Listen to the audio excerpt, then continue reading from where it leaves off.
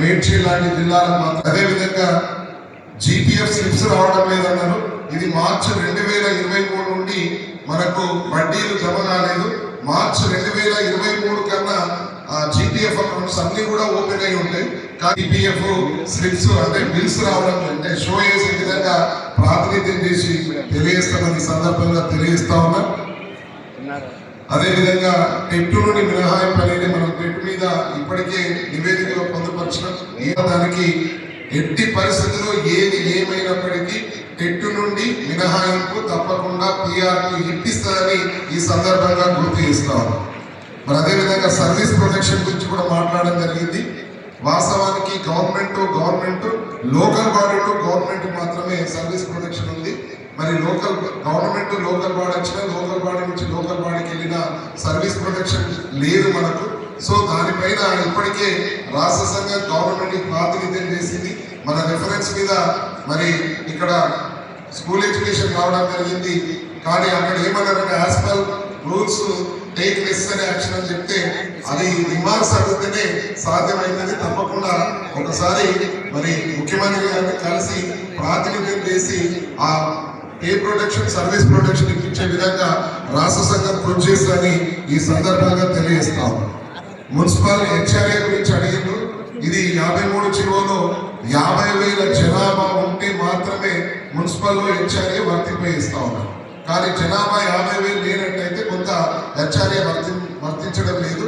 So ఈ పిఆర్సీలో దీని అంశాన్ని ప్రాతినిధ్యం చేయడం జరిగింది, మాట్లాడడం జరిగింది. తన స్పీచ్ లో అంశాలను ప్రస్తావిస్తున్న సందర్భంగా తెలియజేస్తూ ముఖ్యంగా శిక్షణ తరగతులు మండల అధ్యక్ష ప్రధాన కార్యదర్శులకు ఏర్పాటు చేయమని కూడా చెప్పడం జరిగింది. దీనిపైన ఆలోచన చేసి మంచి నిర్ణయం రాష్ట్ర సంఘం తీసుకుంటుందని సందర్భంగా తెలియజేస్తా ఉన్నాం. ఇట్లాంటి అంశాలు వచ్చినప్పుడు మనం అందరం ఒకతాటిపై ఉంటేనే సాధ్యపడుతుంది. కాబట్టి ఇది అవసరమే అని సందర్భంగా గుర్తు చేస్తూ మీ అందరికీ మరి ఈ అంశాలన్నింటినీ ప్రస్తావిస్తూ ప్రతి అంశాన్ని నోట్ చేసుకోవడం జరిగింది. ఒక్కొక్క అంశంపై ప్రాతినిధ్యం చేస్తూ సమస్య పరిష్కారం కోసం రాష్ట్ర సంఘం కృషి చేస్తుందని సందర్భంగా మీ అందరికీ తెలియజేస్తా ఉన్నా. మరి ముఖ్యంగా సంఘ నియమావళి పైన గత జనరల్ బాడీలో మీ అందరికీ డ్రాఫ్ట్ ఇవ్వడం జరిగింది. డ్రాఫ్ట్ ఇచ్చిన తర్వాత ఇంకేమైనా సూచనలు ఉన్నట్టయితే మార్చి 30వ తేదీ వరకు జిల్లా సంఘాలు సూచన చేయాల్సిందిగా కూడా ఒక నోటీసు కూడా మనం జారీ చేసుకోవడం జరిగింది. తదుపరి ఒక నిర్ణయానికి వచ్చి వల్ల సాధ్యం కాదు అనే విషయాన్ని మేము తెలియజేస్తా ఉన్నాం. అట్లా అనుకున్న వాళ్ళు చచ్చిపోయి పుట్టి మళ్ళా వచ్చినా కూడా ఈ సంఘానికి మరి 0.01% కూడా నష్టం జరగదనే విషయాన్ని ఈ సందర్భంగా మరి ఇవాళ ఉపాధ్యాయులు కానీ ఉద్యోగులు కానీ అంతో ఎంతో లబ్ధి పొందుతున్నారంటే ఇంకా మేము ప్రభుత్వ ఉద్యోగులము ఇంకా ప్రభుత్వ ఉపాధ్యాయులము అని చెప్పుకుంటున్నారంటే అంత కొద్దిగా గొప్ప గౌరవం మరి సొసైటీలో దొరుకుతుంది.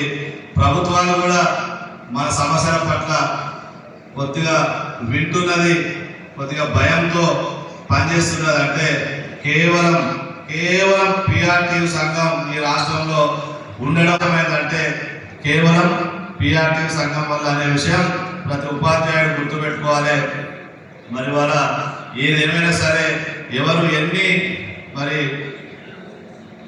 శక్తులు మరి సంఘం పైన పనిచేసినా సరే, నా పైన పనిచేసినా సరే, నేను మాత్రం ఈ సంఘం కోసం మాత్రమే పనిచేస్తానని ఈ సందర్భంగా తెలియజేస్తా ఉన్నా.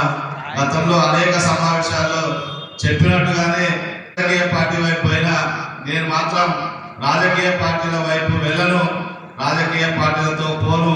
కేవలం మరి నన్ను గెలిపించిన నా సంఘంతోనే ఉంటా, నా ఉపాధ్యాయులతోనే ఉంటా అనే విషయాన్ని మరొకసారి ఈ సర్వసభ్య సమావేశం సందర్భంగా మరి తెలియజేస్తా ఉన్నా. ఏదేమైనా సరే మరి వాళ్ళ ఎన్నో జీవోలు పిఆర్టీ సంఘం ద్వారా సాధించుకున్నాం. మరి ఆ చరిత్రాత్మక జీవోలు ఎందుకంటే దేశంలో ఎక్కడ ఏ రాష్ట్రంలో మన సంఘం ఆధ్వర్యంలో సాధించుకున్నాం.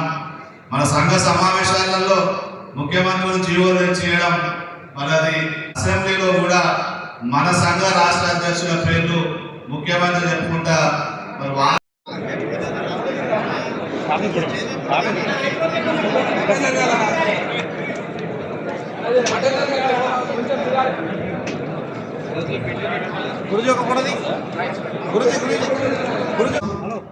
కొన్ని ప్రత్యేకంగా నామినేటెడ్ పోస్టులను తీసుకున్నాం కాబట్టి కరీంనగర్ నియోజకవర్గం నుండి పోటీ చేసి ఈ రోజు ఉన్నటువంటి 20 మాత్రమే ప్రకటన చేసుకుంటున్నాం. అందుకే ఈ రోజు సరిగా చప్పట్లతో వారి నాన్న ప్రతినిధిగా ప్రకటన చేసుకున్నామనే సందర్భంగా తెలియజేస్తూ జై పిఆర్టీయూ పిఆర్టీయూ.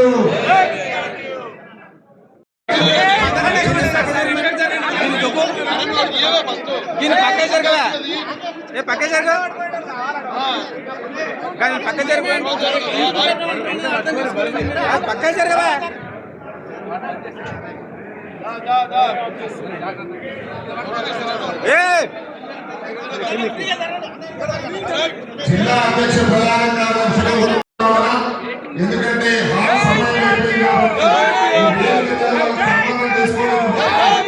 పక్క హామీకి అందరూ కోరుతాం.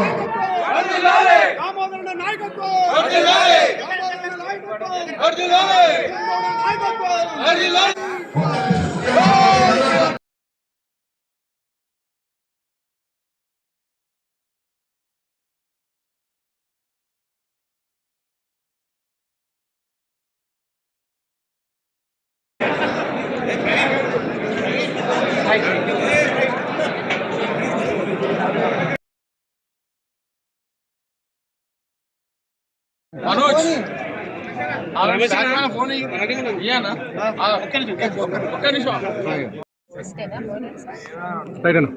ఈరోజు పిఆర్టీయు రాష్ట్ర సంఘ జనరల్ బాడీ సమావేశం హైదరాబాద్లో జరిగిన సందర్భంగా మరి ఉపాధ్యాయులందరూ ఒకటే ఆవేదన వ్యక్తం చేస్తూ ఉన్నారు.